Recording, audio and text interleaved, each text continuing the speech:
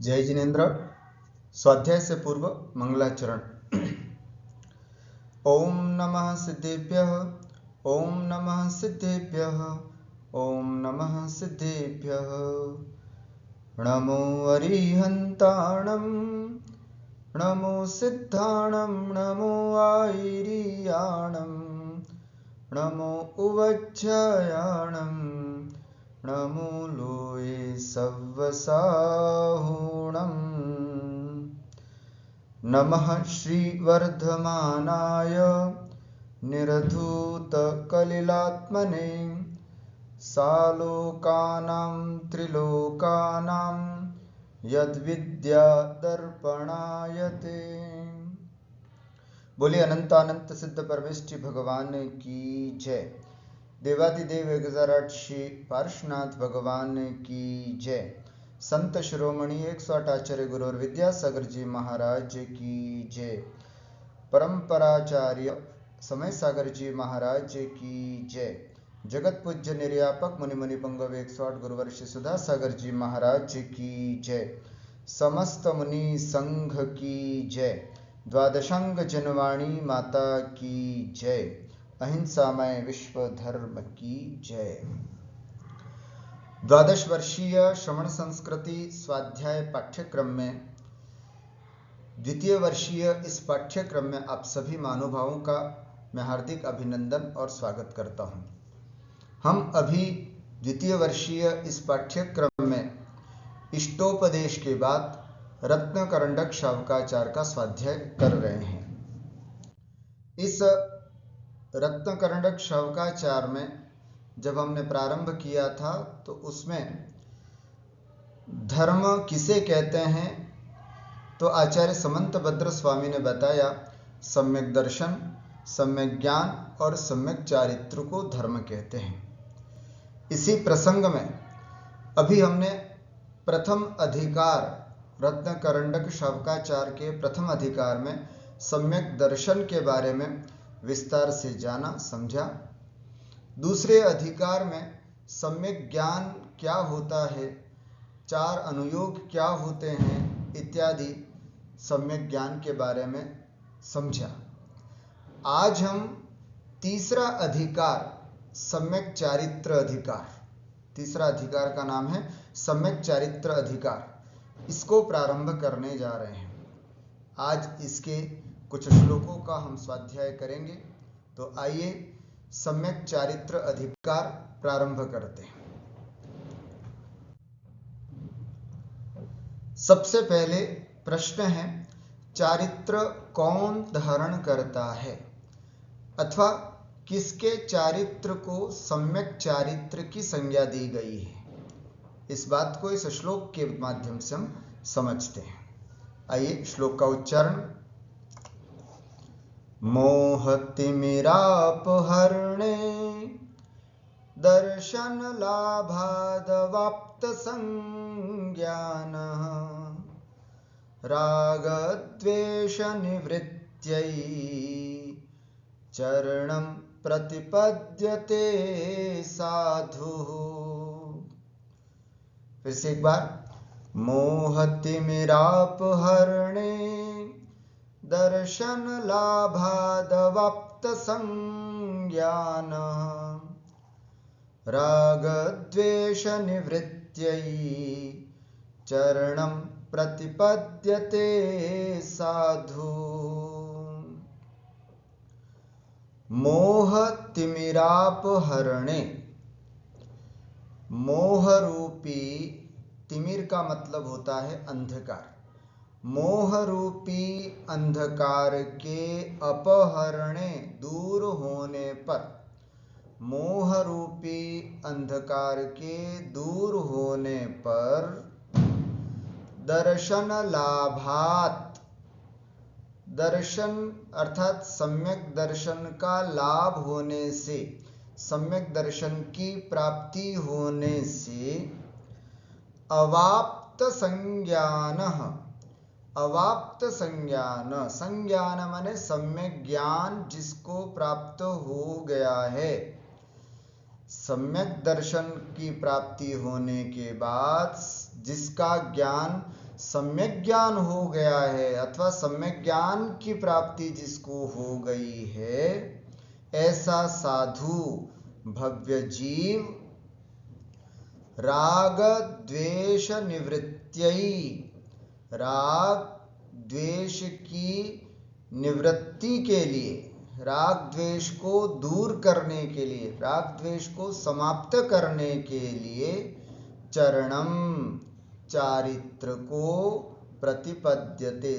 चारित्र का मतलब सम्यक चारित्र, सम्यक चारित्र को प्रतिपद्यते प्राप्त होता है, प्राप्त करता है। कौन प्राप्त करता है? साधु। साधु का मतलब यहाँ पर मुनिराजों को नहीं लेना है, साधु का मतलब सज्जन व्यक्ति, भव्य जीव, भव्य जीव। ठीक हुआ?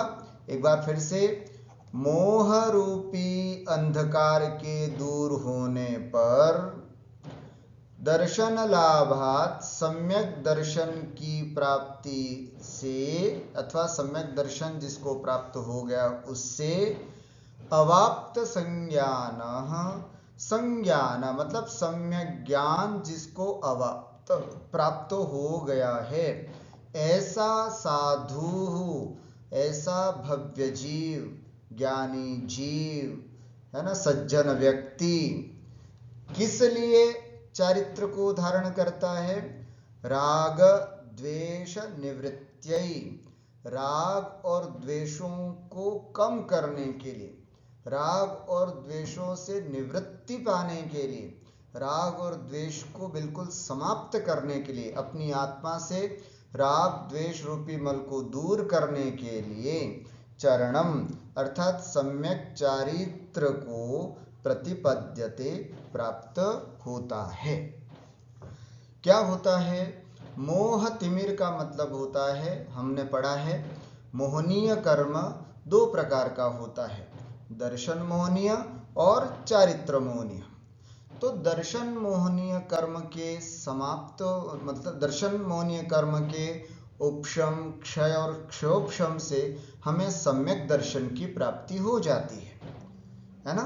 तो यहाँ मोह का मतलब दर्शन मोह लेना, दर्शन मोहनीय, दर्शन मोह रूपी अंधकार के दूर होने पर अर्थात दर्शन मोहनीय कर्म का उपशम, क्षय और अथवा क्षयोपशम हो जाने से जीव सम्यक दृष्टि बन जाता है। अब उस सम्यक दृष्टि जीव का जो ज्ञान होता है वह पूरा ज्ञान भी सम्यक ज्ञान होता है।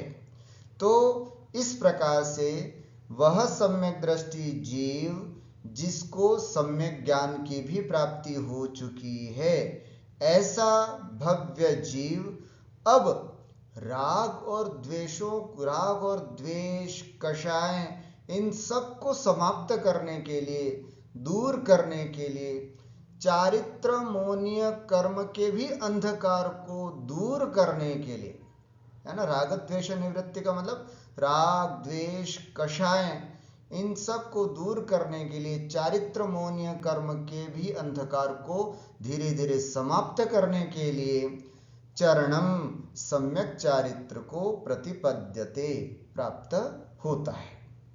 भावार्थ देखें, जिस प्रकार बादल के हट जाने पर धूप और आकाश दोनों एक साथ प्रकट होते हैं, है ना, अर्थात धूप भी आ जाती है और आकाश भी बिल्कुल दिखने लग जाता है। ठीक उसी प्रकार दर्शन मोहनीय कर्म के उपशम, क्षय या क्षयोपशम होने से सम्यक दर्शन और सम्यक ज्ञान एक साथ उत्पन्न होते हैं। ध्यान रखना, जैसे ही जीव को सम्यक दर्शन की प्राप्ति होती है तैसे ही उसका संपूर्ण ज्ञान सम्यक ज्ञान हो जाता है। तो सम्यक दर्शन और सम्यक चारित्र ये दोनों एक साथ होते हैं, एक साथ युगपत होते हु, अपन ने पढ़ा था छह ढाला में, युगपत होते हु अर्थात सम्यक दर्शन और सम्यक ज्ञान दोनों एक साथ प्रकट होते हैं। उसके बाद चारित्र धारण करने के लिए जीव को विशेष प्रयास करना पड़ता है, व्रतों को अंगीकार करना होता है, महाव्रतों को अंगीकार करता है, तो फिर वो सम्यक चारित्र को अंगीकार करता है। तो यहाँ पर क्षयोक्षम होने से सम्यक दर्शन और सम्यक ज्ञान एक साथ उत्पन्न होते हैं। जिसके ये दोनों प्रकट हो जाते हैं वह भव्य अब अपने राग द्वेष अथवा कषायों को दूर करने के लिए बुद्धिपूर्वक सम्यक चारित्र को धारण करता है। तो प्रश्न क्या था, चारित्र कौन, सम्यक चारित्र कौन धारण करता है? तो जिसको सम्यक दर्शन और सम्यक ज्ञान प्राप्त हो गया है वह जीव। क्यों धारण करता है? राग द्वेष को कम करने के लिए, कषायों को समाप्त करने के लिए सम्यक चारित्र को धारण करता है। ठीक हुआ? इस तरह से इस श्लोक का अर्थ हमने समझा।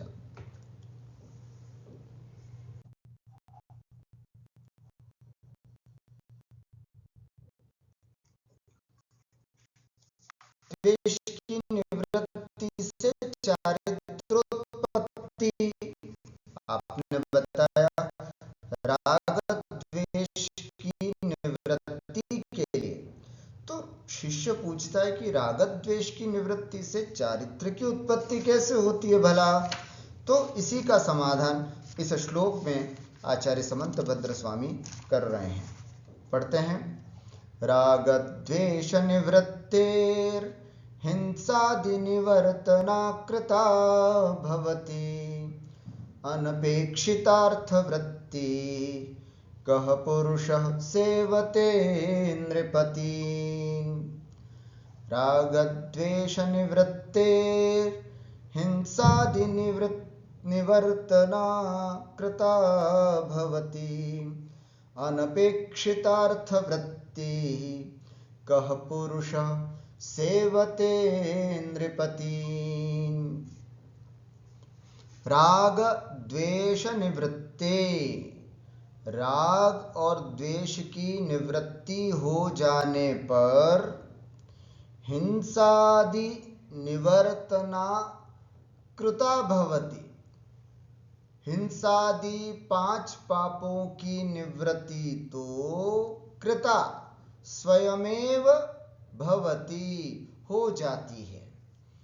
फिर से राग और द्वेष की निवृत्ति हो जाने पर, राग और द्वेष के कम हो जाने पर हिंसादि निवर्तना कृता भवति। हिंसादि 5 पापों की निवृत्ति तो कृता माने स्वयमेव हो जाती है। अनपेक्षितार्थ वृत्ति ही, अर्थवृत्ति ही अर्थात धन की प्राप्ति जिसको अनपेक्षित है, किसी भी प्रकार के धन की प्राप्ति की इच्छा जिसको नहीं है, ऐसा कह पुरुष कौन व्यक्ति नृपतीन सेवते राजा लोगों की सेवा करेगा। अर्थात जिसको अर्थ के प्राप्ति की इच्छा नहीं है, ऐसा भला कौन व्यक्ति राजाओं की, सेठों की, स्वामियों की सेवा करेगा? अर्थात नहीं। इसी प्रकार जब राग द्वेष ही नहीं तो हिंसादि पाप भी अपने आप ही उसके दूर हो जाते हैं। कहने का मतलब यहाँ पर है कि राग और द्वेष के होने से ही हिंसा, झूठ, चोरी, कुशिल, परिग्रह, ये सब 5 पाप धीरे धीरे होते हैं। तो राग द्वेष अगर खत्म हो गया है ना, राग होता है तभी तो व्यक्ति हिंसा की तरफ प्रवृत्त होता है, झूठ बोलता है, चोरी करता है ना, किसी न किसी के प्रति राग या द्वेष होता है तभी, है ना, कुशील, राग, अत्यंत राग के परिणाम से ही कुशील पाप में प्रवृत्त होता है, और धन आदि के प्रति अत्यंत राग, तीव्र राग होने के कारण तो संपत्ति, परिग्रह इकट्ठा करता है। तो इसका मतलब राग द्वेष की होने पर हिंसादि 5 पापों में यह जीव प्रवृत्त होता है। और यदि राग और द्वेष निवृत्त हो जाए, राग और द्वेष कम हो जाए, तो यह जीव हिंसादि 5 पापों से अपने आप ही निवृत्त हो जाता है। कैसे? सुंदर सा दृष्टांत दे करके बताया है कि भला जिसको किसी भी प्रकार के अर्थ वृत्ति की अपेक्षा नहीं है, धन संपत्ति आदि की अपेक्षा नहीं है, ऐसा कोई भी व्यक्ति भला राजाओं की, सेठों की, स्वामियों की सेवा क्यों करेगा। सेवा, नौकरी, वृत्ति वही करते हैं जिन्हें धन आदि की अपेक्षा होती है। जिसको धन की अपेक्षा नहीं, वो भला सेवा आदि क्यों करेगा। उसी प्रकार जिसके राग द्वेष नहीं है, वो हिंसा आदि पापों से अपने आप विरक्त हो जाता है। अहिंसा, सत्य, अस्तेय, ब्रह्मचर्य और अपरिग्रह की आचरण रूप आराधना क्यों की जाती है। इसलिए ताकि राग द्वेष की दुष्प्रवृत्ति से निवृत्त हुआ जा सके। मतलब हम अहिंसा, सत्य, अचौर्य, ब्रह्मचर्य और अपरिग्रह का पालन क्यों करते हैं, है ना। स्थूल रूप से या संपूर्ण रूप से महाव्रत आदि धारण करके इनका पालन क्यों करते हैं, जिससे कि कहीं ना कहीं हमारे राग द्वेष जो परिणाम हैं वो कम हो। इसलिए ही हम इन सब पांचों पापों से निवृत्त होते हैं, उससे छुट्टी मिल सके, पांचों पापों से दूर कर सके। संसार में ऐसा कोई व्यक्ति नहीं है जो बिना किसी प्रयोजन के कोई काम करता हो। लोग राजाओं की सेवा क्यों करते हैं, है ना, स्पष्टतः अर्थोपार्जन के लिए। इसी प्रकार यहाँ पर भी राग द्वेष होने से ही हिंसा आदि में प्रवृत्त होता है। इसलिए हम यदि राग द्वेष कम कर दें तो निश्चित रूप से हमारे हिंसा, जुट आदि पांच पापों की प्रवृत्ति भी कम हो जाएगी। अब प्रश्न होता है, देखिए अभी तक हमने क्या देखा कि चारित्र, सम्यक चारित्र को कौन और किस लिए धारण करता है पहले श्लोक में। दूसरे श्लोक में देखा कि राग द्वेष की निवृत्ति से ही चारित्र की उत्पत्ति होती है। अब हम तीसरे श्लोक में देख रहे हैं कि सम्यक चारित्र किसे कहते हैं, सम्यक चारित्र का लक्षण। हिंसा नृत चौर्येभ्यो मैथुन सेवा परिग्रहाभ्याम च पाप प्रणालिकाभ्यो विरतिः संज्ञस्य चारित्रम्। हिंसा नृत चौर्येभ्यो मैथुन सेवा परिग्रहाभ्याम च पाप प्रणालिकाभ्यो विरतिः संज्ञस्य चारित्रम्। हिंसा, हिंसा पाप, अनृत और निकलेगा अनृत झूठ, चौर्येभ्यो चोरी से, हिंसा, झूठ और चोरी से, मैथुन सेवा अर्थात कुशील नामक पाप से, परिग्रहाभ्याम च माने और परिग्रह पाप से, परिग्रह पाप से, पाप प्रणालिकाभ्यः ये सब पाप की प्रणालिका हैं, पाप के पनाले हैं, ऐसा समझ लीजिए। बारिश के दिनों में छत पर जब पानी इकट्ठा हो जाता है तो पानी जिस, है ना, पनाले से बाहर निकलता है उसको बोलते हैं प्रणालिका। ये सब पाप प्रणालिका, जैसे उस पनाले से पानी बाहर आता है उसी प्रकार, है ना, ये हिंसा, झूठ, चोरी ये पाप के पनाले हैं, है ना, पाप के पनाले हैं हिंसा, झूठ, चोरी, कुशील, परिग्रह। तो पाप प्रणालिकाभ्यः पाप के पनाले स्वरूप हिंसा, झूठ, चोरी, मैथुन सेवा मतलब कुशील, च और परिग्रहों से विरति ही विरक्त होना, दूर होना, बस इसे ही संज्ञस्य सम्यक ज्ञानी का चारित्र अर्थात सम्यक चारित्र कहा है। संज्ञस्य चारित्रम, सम्यक ज्ञानी का चारित्र किसे कहा, पाप प्रणालिकाभ्यः पाप के जो द्वार हैं, पापों के आने का जो मार्ग है, पनाले के स्वरूप हैं, पनाले जैसे हैं, ऐसे हिंसा, झूठ, चोरी, मैथुन सेवा मतलब कुशील और परिग्रह, इन पांचों पापों से विरति ही, इन पांचों पापों से विरक्त होना ही चारित्र कहलाता है। बिल्कुल सरल है। हिंसा, झूठ, चोरी, कुशील और परिग्रह, इन पांचों पापों से विरक्त होना, इसे ही सम्यक चारित्र कहते हैं। हिंसा, झूठ, चोरी, अब्रह्म तथा परिग्रह पाप के स्रोत हैं, मार्ग हैं, द्वार हैं। इनसे विरक्त होना ही सम्यक ज्ञानी का चारित्र है। जो सम्यक चारित्र को धारण करता है वो कहीं न कहीं इन पांचों पापों से विरक्त होता है ना। यही बात सम्यक चारित्र के लक्षण में कही गई है। पांचों पापों से दूर होना सम्यक चारित्र कहलाता है। आइए अब यह सम्यक चारित्र कितने प्रकार का होता है, इसको हम आगे की श्लोक में देखते हैं। चारित्र के भेद और उपासक, है ना। चारित्र के भेद दो हैं और उसकी उपासना करने वाले कौन हैं वो इसमें देखते हैं। सकलम विकलम चरणम तत्सकलम सर्वसंग विरतानाम अनगाराणम विकलम सागाराणम ससंगानाम। सकलम विकलम चरणम तत्सकलम सर्वसंग विरतानाम अनगाराणम विकलम सागाराणम ससंगानाम। सकल, सकलम अर्थात संपूर्ण रूप से, विकलम और विकलता से, एक रूप एक देश से, चरणम मतलब चारित्र। चरणम चारित्र दो प्रकार का होता है, सकलम विकलम। ऐसे ही सकल चारित्र और विकल चारित्र, ठीक है।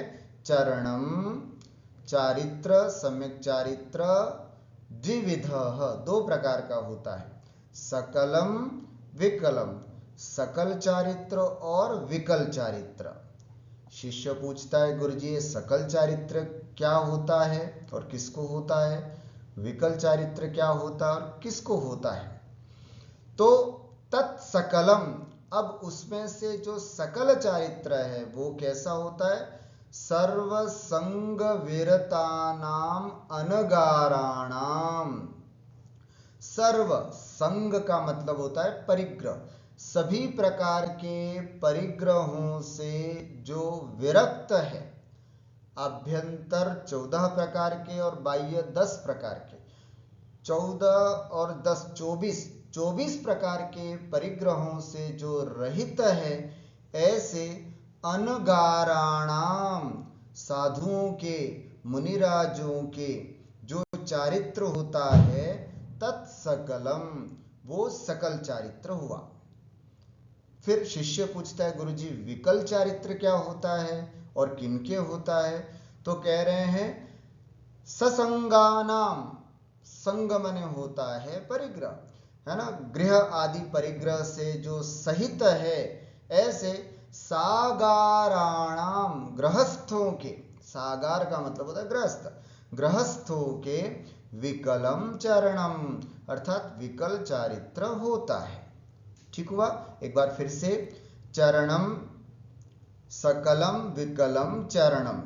चारित्र दो प्रकार का होता है, सकल चारित्र और विकल चारित्र। तत् उसमें वह सकलम जो सकल चारित्र होता है वो क्या होता है, सर्वसंग विरतानाम अनगाराणाम सकलम। समस्त प्रकार के संग मने परिग्रह, समस्त प्रकार के अभ्यंतर और बाह्य 24 प्रकार के परिग्रहों से विरक्त अनगाराणाम मुनियों के जो चारित्र होता है उसे हम सकल चारित्र कहते हैं। और ससंगानाम सागाराणाम, है ना, और संग माने परिग्रहों से सहित जो सागार हैं अर्थात घर से युक्त गृहस्थ हैं, उनके विकलम विकल चारित्र होता है। ठीक है, इस प्रकार से इसमें चारित्र के दो भेद बताए, सकल चारित्र और विकल चारित्र। ये सकल चारित्र ही महाव्रत और विकल चारित्र ही अणुव्रत कहलाता है ना। व्रत अर्थात चारित्र, व्रत बोले तो दो प्रकार का, अणुव्रत और महाव्रत। व्रत का अर्थ होता है चारित्र, तो चारित्र भी दो प्रकार का होता है, सकल चारित्र और विकल चारित्र। सकल चारित्र इज इक्वल टू महाव्रत और विकल चारित्र इज इक्वल टू अणुव्रत। ठीक है, इस प्रकार से चारित्र के दो भेद हुए। चारित्र के दो भेद हैं, सकल और विकल। सकल चारित्र में बाह्य और अभ्यंतर परिग्रह का परिपूर्ण त्याग होता है और विकल में अंशतः। सकल का परिपालन गृहत्यागी मुनि करते हैं और विकल का श्रावक गृहस्थ हम सब करते हैं। इन्हें क्रमशः जो सकल है उनको महाव्रत और जो विकल है उसे अणुव्रत भी कहा जाता है।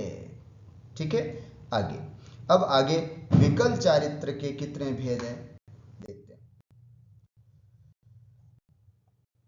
विकल चारित्र के भेद,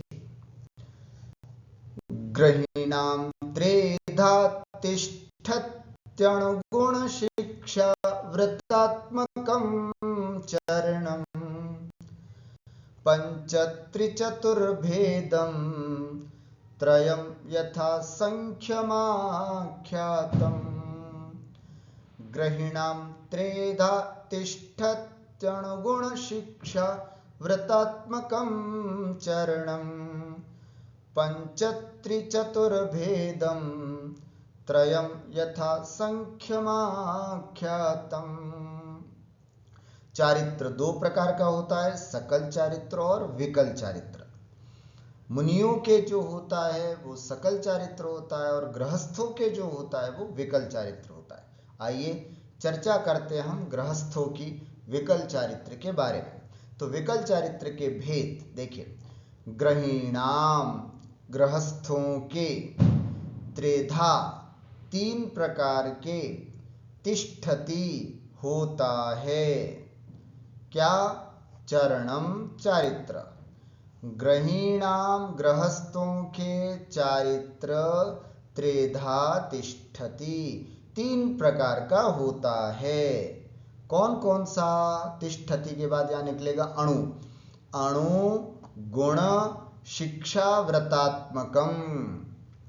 इसमें व्रत शब्द तीनों के साथ लगेगा, अणुव्रत, गुणव्रत और शिक्षा व्रता, है ना। अणुव्रत, गुणव्रत और शिक्षा व्रत, इन तीनों रूप तीन प्रकार का चारित्र विकल चारित्र के होते हैं। अर्थात विकल चारित्र में, है ना, विकल चारित्र गृहस्थों को होता है। ग्रहीणाम चरणम त्रेधा तिष्ठति, गृहस्थों का जो चारित्र होता है विकल चारित्र वो तीन प्रकार का होता है, अणुव्रतम, गुणव्रतम और शिक्षा व्रतात्मकम। अणुव्रत, गुणव्रत और शिक्षा व्रत रूपी। अब तत्त्रयम वो तीनों प्रकार का ही चारित्र पंच त्रिचतुर्भेदम, पंच अर्थात अणुव्रत के पांच भेद, गुणव्रत के त्रि माने तीन भेद और शिक्षा व्रत के चार भेद, 5 और 3 8 और 4 12, 12 प्रकार का यथा संख्यम आख्यातम, क्रम से इनको समझना चाहिए। क्रम से कैसे? अणुव्रत 5 प्रकार का, गुणव्रत 3 प्रकार का और शिक्षा व्रत 4 प्रकार का होता है। यह क्रम से, यहाँ जैसे क्रम है वैसे पंचत्रि चतुर्भेदम, इसको भी क्रम से गिन लेना चाहिए। क्या अर्थ हुआ?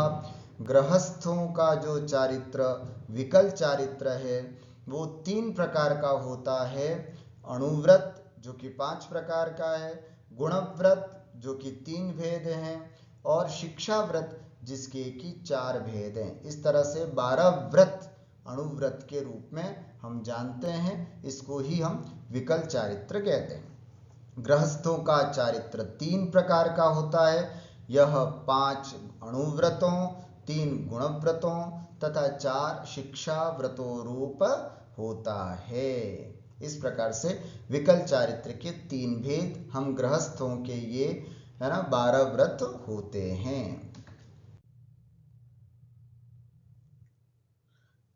अब यहाँ पर प्रश्न होता है अणुव्रत का लक्षण। आपने ये तो बताया कि विकल चारित्र के 3 भेद है ना, अणुव्रत, गुणव्रत और शिक्षा व्रत। तो शिष्य सबसे पहले फिर प्रश्न करता है कि ये अणुव्रत क्या होता है, अणुव्रत किसे कहते हैं। तो आइए अब हम अणुव्रत का लक्षण देखते हैं। प्राणातिपात वितथ व्याहारस्तेय काममूर्छाभ्यः स्थूलेभ्यः पापेभ्यो व्युपरमणमणुव्रतं भवति। प्राणातिपात वितथ व्याहारस्तेय काममूर्छाभ्यः स्थूलेभ्यः पापेभ्यो व्युपरमणमणुव्रतं भवति। देखिए प्राणातिपात, प्राणों को छीन लेना अर्थात हिंसा। प्राणातिपात मतलब हिंसा। वितथ व्याहार, वितथ माने झूठा कथन, झूठ बोलना, झूठ। स्तेय मतलब चोरी। काम अर्थात कुशील। मूर्छा है ना, मूर्छाभ्य अर्थात परिग्रह। हिंसा, झूठ है ना, प्राणातिपात हिंसा, वितथ व्याहार अर्थात झूठ, स्तेय चोरी, काम कुशील और मूर्छा अर्थात परिग्रह। ऐसे स्थूलेभ्यः पापेभ्यः, इन 5 पाप, स्थूल पापों से है ना, हिंसा, झूठ, चोरी, कुशील और परिग्रह, इन स्थूलेभ्यः पापेभ्यः स्थूल पापों से व्युपरमणम दूर होना, विरत होना, अणुव्रतम भवति अणुव्रत कहलाता है। बिल्कुल सरल अर्थ है ना, जैसा यहाँ श्लोक में दिया बिल्कुल वैसा ही है, कोई ज्यादा अन्वय करने में दिक्कत नहीं होगी। प्राणातिपात हिंसा, वितथ व्याहार झूठ, स्तेय मने चोरी, काम मने कुशील, मूर्छा मने परिग्रह। इन 5 स्थूल पापों से व्युपरमणम, व्युपरमणम अर्थात विरत होना, इन 5 पापों से स्थूल रूप से दूर होना अणुव्रतम भवति अणुव्रत कहलाता है। अणुव्रत 5 पापों का स्थूल रूप से त्याग करना अणुव्रत कहलाता है। और महाव्रत 5 पापों का सूक्ष्म रूप से त्याग करना महाव्रत कहलाता है। कुल मिलाकर के व्रत 5 पापों का त्याग करना व्रत चारित्र है। 5 पापों का भी अपन ने पढ़ा ना कि ये सब पाप प्रणाली हैं, इनसे विरति होना चारित्र है।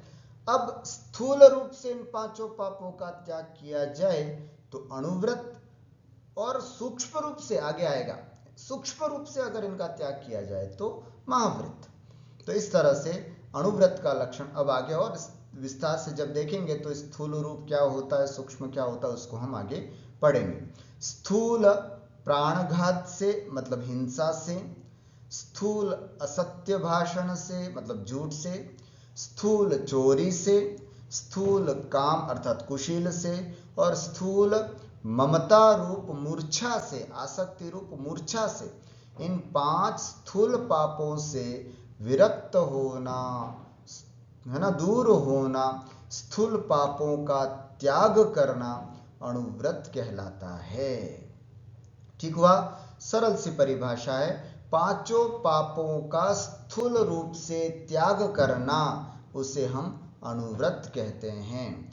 यदि हम श्रावक हैं तो अणुव्रतों का पालन करें, और अणुव्रतों के पालन में इन पांचों पापों का स्थूल रूप से, स्थूल रूप का मतलब जैसे हिंसा है, तो हिंसा में हम स्थावर हिंसा के त्यागी होंगे। स्थावर है ना, त्रस जीव के त्यागी नहीं होते, स्थावर हिंसा का त्याग होता है। झूठ बोल रहे हैं, स्थूल झूठ का त्याग होता है। चोरी, स्थूल चोरी का त्याग होता है। इस तरह से मोटे मोटे रूप में हमें त्याग करना होता है। सूक्ष्म रूप से जो त्याग होता है वो महाव्रत के अंतर्गत होता है, वो अणुव्रत। अणुव्रत में 5 अणुव्रत हमने देखे थे, है ना। अहिंसा अणुव्रत, यह अणुव्रत का लक्षण तो देखा अभी। अणुव्रत किसे कहते हैं, तो स्थूल रूप से पांचों पापों से विरक्त होना, त्याग करना, इसे हम अणुव्रत कहते हैं। ये अणुव्रत 5 होते हैं। अहिंसा अणुव्रत, सत्याणुव्रत, अचौर्याणुव्रत, ब्रह्मचर्याणुव्रत और परिग्रह परिमाणाणुव्रत। उसमें से सबसे पहला अहिंसाणुव्रत किसे कहते हैं, आइए सबसे पहले इसका लक्षण देखते हैं, उसकी परिभाषा देखते हैं कि अहिंसाणुव्रत, अभी हमने कहा था ना, स्थूल रूप से हिंसा का त्याग। तो क्या होता है स्थूल रूप से, वो अभी यहां समझते हैं। संकल्पात् कृतकारित मननात् योगत्रयस्य चरसत्वान् न हिनस्ति यत्तदाहुः स्थूलवदात् विरमणं निपुणाः। फिर से देखें, संकल्पात् कृतकारित मननात् योगत्रयस्य चरसत्वान् न हिनस्ति यत्तदाहुः स्थूलवदात् विरमणं निपुणाः। संकल्पात्, संकल्प से, आपको पता है ना, हिंसा 4 प्रकार की होती है, आरंभी, उद्योगी, विरोधी और संकल्पी। 4 प्रकार की हिंसा होती है। तो स्थूल हिंसा का त्याग का मतलब है संकल्प पूर्वक हिंसा का त्याग। ठीक है, इसी बात को यहां पर समझ रहे, इसलिए आचार्य ने सबसे पहला शब्द दिया संकल्पात्। संकल्प से, कृत कारित मनन, कृत माने स्वयं करना, कारित माने किसी से करवाना, मननात् अर्थात अनुमोदन करने से, अनुमोदना रूप से, अथवा योगत्रयस्य मन, वचन और काय से, मन वचन काय से, कृत कारित अनुमोदना से, संकल्पात् और संकल्प से, संकल्प पूर्वक मन वचन काय से, कृत कारित अनुमोदना से, चरसत्वान् न हिनस्ति, जो जीवों को, त्रस जीवों को नहीं मारता है ना। मैंने उल्टा बोल दिया था, स्थावर हिंसा का त्यागी नहीं, त्रस हिंसा का त्यागी होता है स्थूल हिंसा में, है ना। स्थूल हिंसा का त्याग का मतलब है कि त्रस हिंसा का त्याग स्थावर हिंसा की छूट होती है, त्रस हिंसा का त्यागी होता है। स्थूल हिंसा का त्याग का मतलब है कि स्थूल हिंसा अर्थात त्रस हिंसा, त्रस जीवों की हिंसा नहीं करना, संकल्प पूर्वक, संकल्प पूर्वक किसी भी त्रस जीवों का घात नहीं करना, बस इसे ही अहिंसाणुव्रत कहते हैं। वही बात बताई यहां पर, संकल्पात् संकल्प पूर्वक, कृतकारित मननात् कृत कारित और अनुमोदना से, कृत स्वयं करना, कारित किसी से करवाना, मनन का मतलब है अनुमोदना से, योगत्रयस्य, योग मन वचन काय, मन वचन और काय से, है ना। चरसत्वान् अर्थात चर, एक स्थिर सत्व होता है, एक चर सत्व होता है। स्थिर सत्व स्थावर होते हैं और चर सत्व जो होते हैं वो त्रस होते हैं। तो चर सत्वान् त्रस जीवों को, यत न हिनस्ति, जो नहीं मारता है, तत् स्थूल वधात विरमणम आहु, उसे ही स्थूलवत अर्थात स्थूल हिंसा से विरमणम, विरमण मैंने विरक्त होना, आहु कहा गया है। किसने कहा है? निपुणाः, शास्त्रों में निपुण गणधर आदि आचार्यों ने आहु कहा है ना, है ना। किसे? स्थूल हिंसा से विरक्त होना क्या कहला? अणुव्रत, अहिंसा अणुव्रत किसे कहते हैं? स्थूल हिंसा से विरक्त होना। स्थूल हिंसा क्या होती है? संकल्प पूर्वक मन वचन काय से अथवा कृत कारित अनुमोदना से त्रस जीवों को नहीं मारना स्थूल हिंसा से विरक्त होना है, अर्थात उसे ही हम अहिंसाणुव्रत कहते हैं। स्थूल हिंसा का त्याग, एक बार फिर से सुन ले। कृत कारित अनुमोदना, मन वचन काय से, है ना, त्रस जीवों का संकल्प पूर्वक, संकल्प से त्याग कर देना, इसे ही हम अहिंसाणुव्रत कहते हैं, है ना। 4 प्रकार की हिंसा किसे कहते हैं? आरंभी हिंसा, घर गृहस्थी के कार्यों में जो हिंसा होती है उसे हम आरंभी हिंसा कहते हैं। उसके बाद होती है उद्योगी हिंसा, व्यापार आदि के समय में होने वाली हिंसा को उद्योगी हिंसा कहते हैं। विरोधी, किसी ने हमारे पर आक्रमण किया, बदले में हमने भी उस पर आक्रमण किया, इसको बोलते हैं विरोधी हिंसा।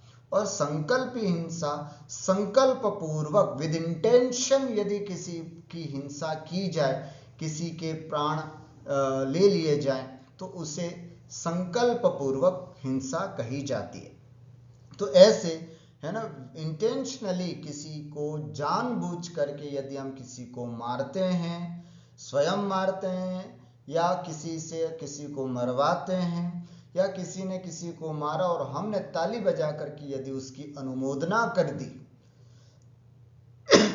इसी प्रकार योगत्रयस्य, मन से यदि हमने किसी को पाप किया, वचनों से बोल करके यदि किसी को हमने मारा, मैं तुझे मार दूंगा, अथवा किसी भी प्रकार की गाली गलौज करना जिसमें हिंसा की बात हो, या फिर मन वचन या काय से किसी को मार देना संकल्प पूर्वक, ऐसे यदि त्रस जीवों का यदि हम घात करते हैं, है ना, जो घात नहीं करता है उसे ही स्थूल वधात विरमण, अर्थात स्थूल हिंसा से विरक्त होना, अर्थात अहिंसाणुव्रत कहा जाता है।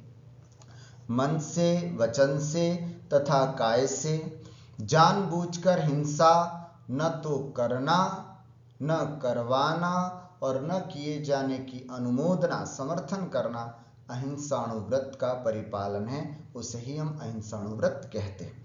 अहिंसाणुव्रती कभी भी संकल्प पूर्वक किसी भी त्रस्त जीवों का घात नहीं करेगा। उसको पता है कि खाने पीने की बाजार की वस्तुओं में त्रस्त जीव होते हैं तो खाएगा ही नहीं, है ना। ऐसे घर गृहस्थी के कार्यों में बहुत सारी जगह ऐसी होती है जहां पर संकल्प पूर्वक हिंसा होती है, ऐसे सभी हिंसाओं से वह दूर रहता है। अतिचार का मतलब क्या होता है? अतिचार का मतलब क्या होता है? जो आपने नियम लिया उसको तोड़ देना, उसको उल्लंघित कर देना, है ना, उसमें दोष लगा देना, है ना, उसे हम अतिचार कहते हैं। तो अहिंसाणुव्रत यदि हमने लिया हुआ है तो ऐसे क्या काम करते हैं जिससे उस व्रत में दोष लग जाते हैं, उसको बोलते हैं अहिंसाणुव्रत के अतिचार। मान लीजिए मैंने अहिंसाणुव्रत को धारण किया है, अब मैंने नियम ले लिया कि मैं संकल्प पूर्वक कभी भी किसी त्रस्त जीवों का घात नहीं करूंगा, मेरा अहिंसाणुव्रत है। अब मेरे ऐसे कौन से कार्य हैं जिससे मेरे इस अनुव्रत में दोष लगते हैं, आइए उसकी चर्चा करते हैं। छेदन बंधन पीड़न मतिभारारोपणम व्यतिचारा आहारवारणापि च स्थूलवदप्युपरते पञ्च छेदन बंधन पीडन मतिभारारोपणं व्यतिचारा आहारवारणापि च स्थूलवदप्युपरते पञ्च। छेदन, छेदना, किसी भी प्राणी को, किसी भी पशु आदि को छेदन करना, है ना, उनके अंगोपांग को छेदना। बंधन, बांधना, टाइट बांध देना रस्सी से कि जिससे कि वो हिल ही ना पाए। पीड़न, उसको पीड़ा देना, है ना, उसको कष्ट पहुंचाना। अति पीड़नम, है ना, फिर इसके बाद निकलेगा अति भारारोपणम, है ना, अति भारारोपणम, क्षमता से ज्यादा उस पर भारारोपण करना, उस पर कुछ और लाद देना। उसकी क्षमता 20 किलो वजन ढोने की है, 30 किलो 40 किलो वजन उस पर ढोना, इसको बोलते हैं अति भारारोपणम, है ना। ये व्यतिचाराः, अतिचार हैं। छेदन, किसी भी जीव को छेदना, है ना, बहुत सारे पशु आदियों को छेदा जाता है, उनके कान छेद देना, उनके नाक छेद देना, इस तरह के कार्य होते हैं। तो ये अहिंसाणु व्रत का अतिचार है, दोष लगता है यदि हम किसी भी प्राणी को छेदन करते हैं। बंधन, बांधना, टाइट बांध देना जिससे कि बेचारा वह हिल भी न पाए। पीड़ा देना, अहिंसाणु व्रती कभी किसी जीव को पीड़ित नहीं करता, किसी का मन नहीं दुखाता, किसी को परेशान नहीं करता, सबको, है ना, खुश रखता है। पीड़नम, पीड़ा देना। अति भारारोपणम, क्षमता से अधिक कार्य दे देना, क्षमता से अधिक भार दे देना। आपके ऑफिस में कुछ ऐसे कर्मचारी होंगे जिनकी क्षमता नहीं है कि वो इतना काम कर सके, परंतु आप काम पर काम पर काम लाद देते हैं जिससे वो टेंशन में आ जाता है, तो उसको अति भारारोपण कहते हैं। एक अणुव्रती, एक ज्ञानी, एक सम्यक दृष्टि जीव जिसकी जितनी क्षमता है उससे उतना ही काम लेता है। अगर एक्स्ट्रा लेता है तो ये अहिंसाणु व्रत के दोष हैं, उसके अहिंसाणु व्रत में दोष हो जाते हैं। व्यतिचाराः मतलब अतिचार हैं। 4 हो गए, छेदन, बंधन, पीड़नम और अति भारारोपणम। एक और है आहार वारणापि, आहार को रोक देना, आहार नहीं करने देना, उसको खाने नहीं देना।